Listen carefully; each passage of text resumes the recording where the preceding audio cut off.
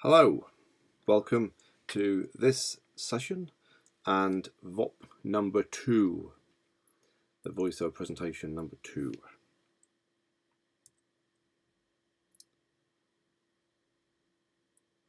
So as you can see from the line in the middle of the screen, in this VOP 2 we look at the adoption of the diffusion process for new products, and we are looking at how this impacts the stages in the buyer decision process, and overview consumer markets and identify major factors that influence buyer behaviour. So towards the latter part of this presentation, we'll be covering these bottom 2 points.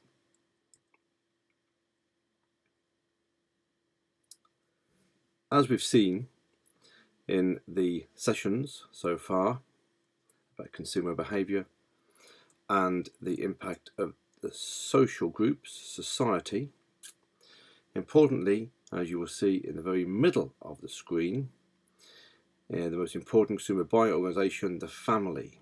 So the messages you receive, the referrals, the positivity from this very trusted source is very important. Other impacts from reference and aspirational groups, so the groups you aspire to belong to.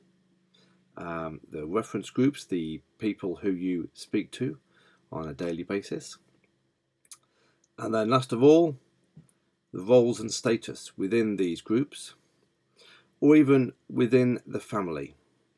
For example, if your father and your grandfather always chose a certain brand of car, more than likely you will perceive that that brand of car is reliable and good because the people who you trust have sort of, in this role, have recommended it to you or have always bought those.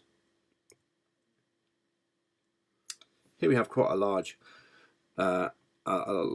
piece of information about the personal factors which affect consumer behaviour.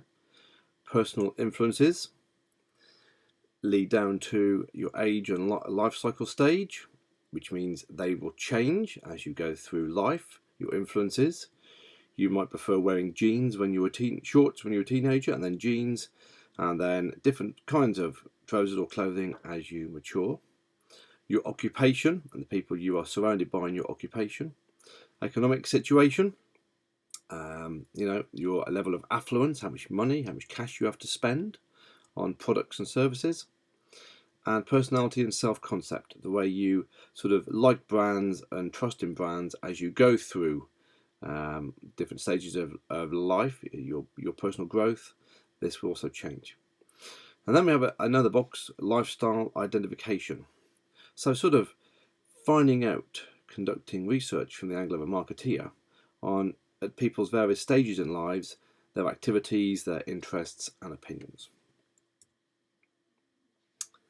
I've put a link into this. There is a hyperlink on the icon, which in the normal presentation you will see, and there's a direct hyperlink beneath this session presentation where you will see it links to Jeep, and it shows a couple of minute advertorial type presentation video, and it's about snowboarders, and you can see the concept of the sort of ad and how it's sort of targeting certain people at this stage in their lives. So here we have some psychological factors here. So in the middle is the context. Then we have motivation, perception, belief and attitude, and learning. So psychologically, and sometimes you will see the word cognitive, sort of brain pattern, brain usage, and then how you think about things. Your individual motivation and your perception are quite closely linked. If you perceive something to be of good value or of good standard, this could be a motivational factor as well. Your beliefs and attitudes can be influenced by the previous slides where you've got your family groups and societies. And learning, how well the marketing department and how well the marketing actually informs you of the finer detail of these products and services that you like, or from experiential learning, your experience of the products in the past and then the opinions you form, which will sort of psychologically affect whether you purchase or not. Here we have Maslow's hierarchy of needs. Very basic on the bottom, as we've mentioned quite a few times, about a hunger, a need, you are hungry. A want, you might want a burger, you might want a pizza. But if you're with friends, everybody and yourself, you might then think, well, we'll push the boat out and we'll go and have a nice 3-course meal. That might be a demand if it's a certain time, day, or an event. And this hierarchy of needs goes up to the very top, which we have explained previously, where you've got your self-development and realization, where you know exactly what you like, you know what you can afford, and if you're at a level of affluence, you might then always prefer a certain kind of food and be able to afford to purchase that certain kind of food, moving more into the want demands area, which is ideal for marketing, obviously. A recap on the decision process. You need recognition, but marketing departments don't really want you to have a need. They want you to have a want, and then they really want you to demand certain things, because when you demand it and you're passionate about it, they can charge a little bit more money. And then we go through information search, the evaluation of alternatives, sometimes called choice set. So the green box in the middle is sometimes called your choice set, where you list or you have a selection of items in your mind, and then they are the ones you'll choose from. You purchase, and then you have a post-purchase behaviour. And the very last box on the right, post-purchase behaviour, please click on or have a look at the label, the notes section at the bottom of this section of the VLE, where I explain cognitive dissonance, sort of discomfort around the post-purchase evaluation. Sort of in your brain, have you made the best choice? Have you seen it somewhere cheaper? Does it do what it actually meant to do? Did you really enjoy that service? You know, having your haircut, having a meal, this sort of stuff. There's a useful slide here for you to click on in the actual PowerPoint version of this presentation, where these are hyperlinks, the key types of decision making. This is a hyperlink, and there's a hyperlink at the bottom which gives you more information about other authors that have argued the point of it, which don't necessarily agree with the standard buyer behaviour process. They think it's a much more complex process, and they offer a slightly different view of this.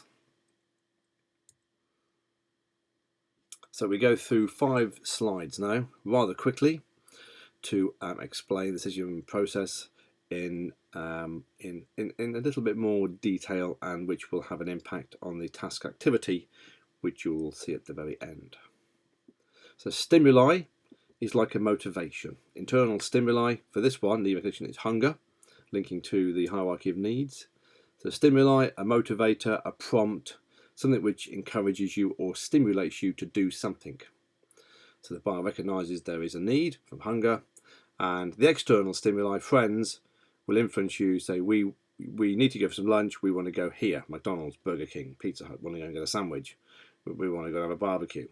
So the stimuli there, the influence is from friends, and you can influence people from a need to a want if your marketing messages are good and clear. The information search section, I've explained personal sources, commercial sources, public sources, and experiential sources. On the right hand side, you can see there is exact information there explaining these areas. Evaluation of alternatives, also called a choice set. So here we have about you are sort of careful calculations and logical thinking about what you're buying, whether you really need to go and have your hair cut, this sort of thing for service. There is a chance consumers may buy on impulse if you get the right buy one get one free, and the pricing, psychological pricing and pricing strategies are correct at the time. Consumers may make own buying decisions from experience, from brand passion, or being a real tied-in stakeholder. And consumers may make buying decisions only after consulting others, and this is where a family message is very important. So receiving a positive message from a close trusted source, a friend or family member, about the product or service being great can be a big influence and can really help marketeers with this part of the decision process. Here we have the decision. So you want to buy something, and you've looked at attitudes of others, unexpected situational factors. This could be pricing, promotions, events, or your car breaks down. It's very expensive to fix it. So in this case, it's cheaper to buy a new one than to spend thousands fixing up one which might go wrong again.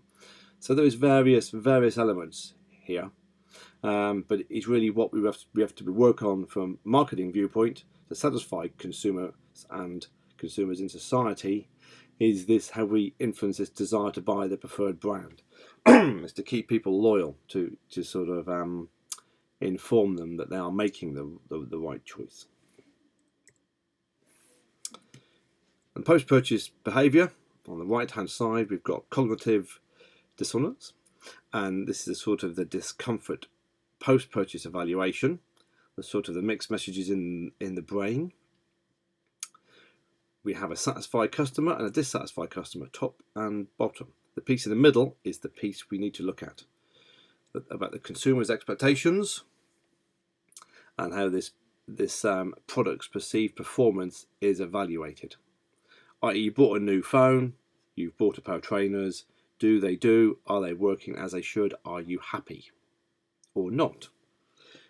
Importantly, Brassington uses a slightly different approach where the decision-making process is in the middle, in the pink box, and he looks at the individual influences on the left and the group influences on the left, how they connect, how they can influence greatly, and then situational influences, almost like the pest analysis at the top right, and the marketing mix, very importantly, on the bottom right.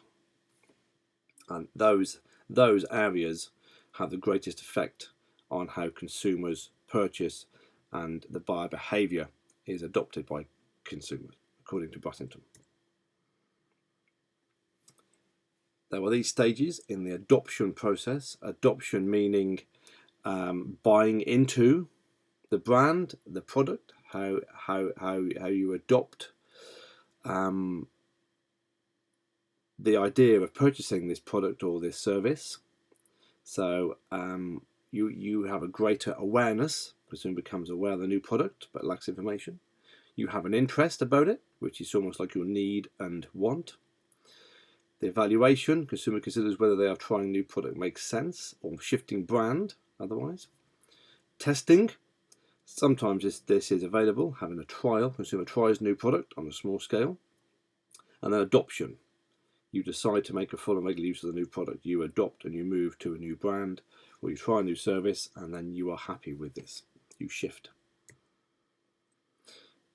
Often these people who jump in first are called innovators, like innovation, as in entrepreneurial innovation. You get in there first. Early adopters, early majority, late majority, laggards. And you can often make the most money off your early adopters and your early majority, because this is where you can start to adjust the pricing of the product as it's reaching its sort of market maturity. Okay, so today we are looking at doing an activity, in this session. So individually, using the information found in decision-making models, as we've discussed here in this condensed flip model, and in the sessions, think of a recent purchase each of you has made. So, what have you bought over the last year or two? An item which you can clearly remember the process. Match that process to each of the 5 stages, as I've put. Examine each of the 5 stages of the buyer decision process and detail your experiences in each stage. Not lengthy, but some key words matching to what we've done. So just an overview of the decision-making process you went through, listing your choice set, going right down through your post-purchase evaluation, whether you're happy or not, or whether you had or experienced any discomfort about whether you've made the right choice. Second point, what could the retailer seller, where you bought it from, have done to make the experience better? Now, I'm not going to tell you anything for this. You have to jot down some of your ideas and we will discuss to a deeper level whether they are correct or not. And did you experience any cognitive dissonance? Have a look at the guidance on the Moodle page.